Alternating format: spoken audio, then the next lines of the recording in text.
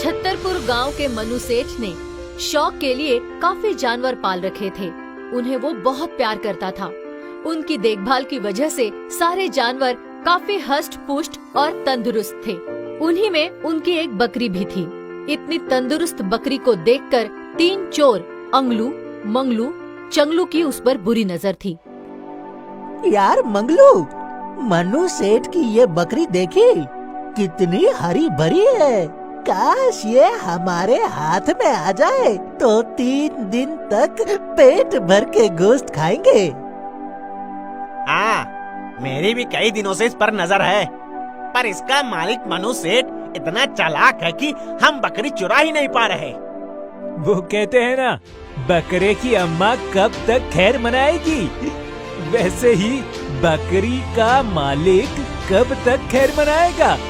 एक दिन तो हम इसे पाकर, मेरा मतलब खाकर ही रहेंगे। सेठानी, हमारे गांव के 3 चोर अंगलू, मंगलू, चंगलू की हमारी बकरी पर पूरी नजर है। सावधान रहना, किसी भी दिन वे उसे चुरा सकते हैं। अरे ये बात आप कितने दिनों से कह रहे हो, इससे पीछा क्यों नहीं छुड़ा लेते? मैं तो कहती हूँ बेच दो इसे। कैसे बेच दूं?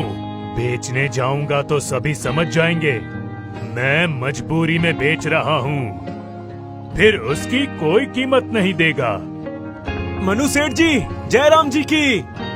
अरे ये तो हमारे पुरोहित राम नारायण की आवाज है। सही पहचाना सेठ जी, हम आपके पुरोहित ही हैं। कैसे हैं आप? हम तो ठीक ही हैं, पर आप आज अचानक? वो क्या है, हम एक यज्ञ करने जा रहे हैं, उसमें एक बकरी की बलि देनी है। अगर आप भी कुछ दान दक्षिणा कर देते तो बकरी की खरीदी आसानी से कर लूंगा। ए जी, दान दक्षिणा में पैसा मत दो, यही मौका है उस बकरी से पीछा छुड़ाने का। वो बकरी ही इन्हें दान में दे दो। अरे हाँ पुरोहित जी, बकरी की खरीदी के लिए कुछ पैसे क्या? मैं बकरी ही आपको दान कर देता हूँ। क्या कह रहे हैं जजमान?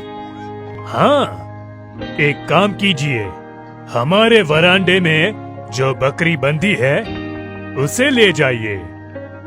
ये तो सोने पे सुहागा हो गया जी, अभी बकरी ले जाता हूँ। चलो, बकरी से पीछा छूटा, उन तीनों चोरों का टेंशन हटा। यार मंगलू, जिस बकरी को हम ले जाना चाहते हैं उसे ये अपने कंधे पर क्यों लाद रहा है?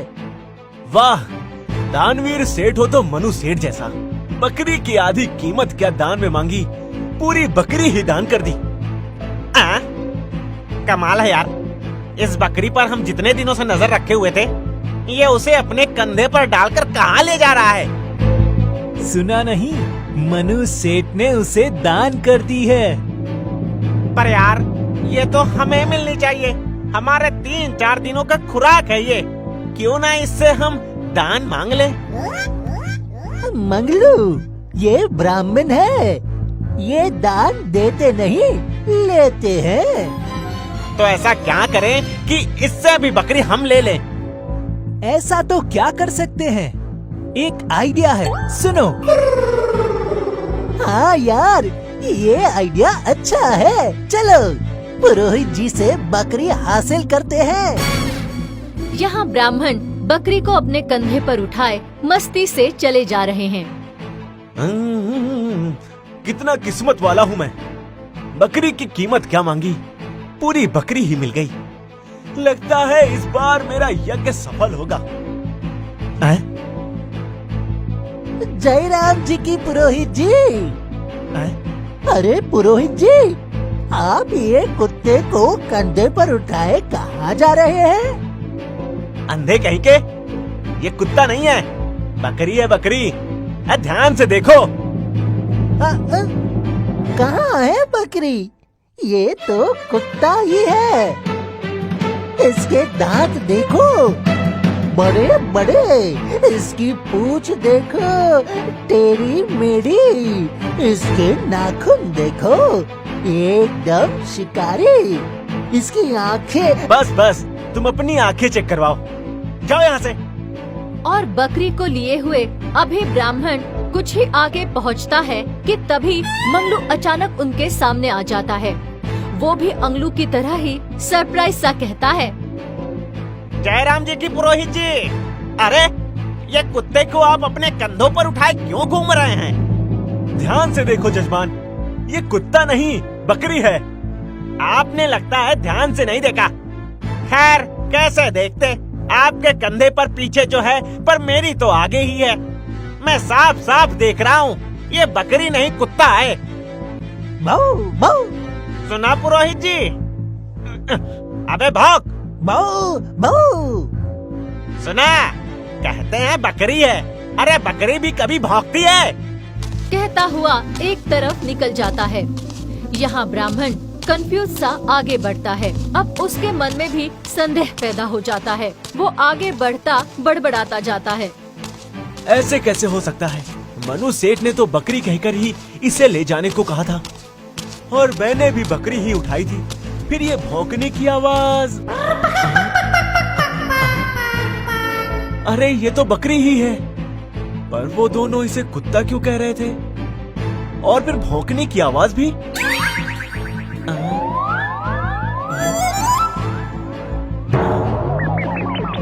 जयराम जी की पुरोहित जी। अरे पुरोहित जी, ये कुत्ते को आप कंधे पर उठाकर कहाँ जा रहे हैं?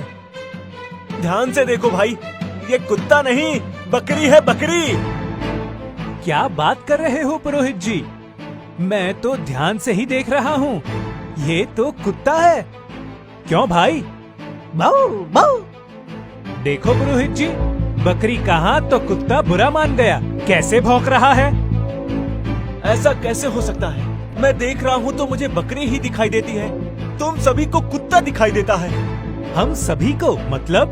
क्या किसी और ने भी कहा? हाँ, 2 लोग और रास्ते में मिले, वो भी कह रहे थे। जरूर वो भी उसी गांव के होंगे। अरे पास के गांव में एक मनु सेठ है ना, उसके पास एक भूत बकरी है जो अपना रूप बदलती है। वो लोग इसे भी उन्हीं की बकरी समझे होंगे। खैर चलो, बकरी हो या कुत्ता। बाऊ बाऊ। अरे माफ करना बकरी बहन, भौंको मत। ऐसा कैसे हो सकता है? मैं देखता हूँ तो ये बकरी नजर आती है, मुझे छोड़कर सभी को ये कुत्ता नजर आता है। और ये क्या कह रहा था? मनु सेठ के पास एक भूतिया बकरी है जो अपना रूप बदलती है। हाँ, तभी सभी को ये कुत्ता नजर आती है। अब समझा, मनु सेठ ने मेरे पैसे मांगते ही ये बकरी क्यों दान कर दी। ऐसी भूतिया बकरी से उन्होंने अपना पीछा छुड़ाया। मैं क्या करूंगा ऐसी भूतिया बकरी का? इससे तो मेरा हवन खराब हो जाएगा। फेंको इसे।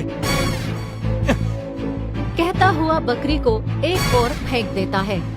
यहाँ बकरी के एक ओर गिरते ही तीनों चोर जाकर उसे पकड़ते हैं और खुश होते हुए कहते हैं, वाह चंगलू, आखिर तेरे आइडिया से ये बकरी हमें मिल ही गई। हाँ, कैसा बेवकूफ बनाया पुरोहित जी को। तो चलो हो जाए पार्टी। वहाँ तीनों पार्टी मनाते हैं और यहाँ गुस्से में ब्राह्मण जाकर मनु सेठ से शिकायत करते हैं। मनु सेठ, अगर आपको हमें दान नहीं देना था तो ना देते, पर ऐसी भूतिया बकरी हमारे गले मरने की क्या जरूरत थी, जो कभी कुत्ता बन जाती कभी बकरी। कुत्ता? बकरी? क्या आपने उसे कुत्ता बने देखा? मैंने नहीं, पर एक एक करके 3 जन ने देखा और तीनों ही आपके गांव के थे। उन्होंने मुझे बताया भी कि आपके पास एक भूतिया बकरी है। ब्राह्मण के मुंह से 3 जन की बात सुनते ही मनु सेठ समझ जाते हैं कि हो न हो ये उन 3 चोरों की ही चाल है। वे ब्राह्मण को लेकर चुपचाप उन चोरों के घर पहुंच जाते हैं, जहां वो तीनों पार्टी मना रहे हैं। खिड़की से दिखाते हुए पूछते हैं, क्या वो तीनों गांव वाले यही थे? हाँ। अरे ये तीनों हमारे गांव के चोर हैं। इनकी नजर मेरी बकरी पर बहुत दिनों से थी, पर मैं उसे बचाए हुए था।